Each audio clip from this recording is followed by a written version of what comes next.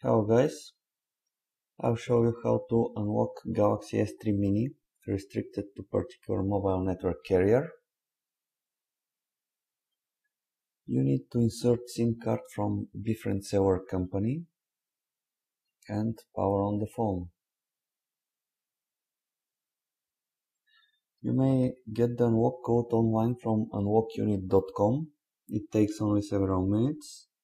I chose to use their mobile application instead. It also auto-detects the phone serial number and model.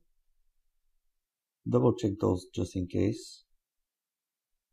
I will jump over the boot process and the SIM card PIN code entry. Right after that, in case your device is restricted like this one, you will be asked for the network unlock code. Type it in and click on the unlock button.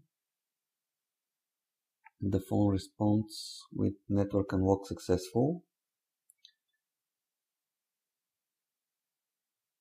And you are ready to do your first phone call. Thanks Unlock Unit, and thank you for watching.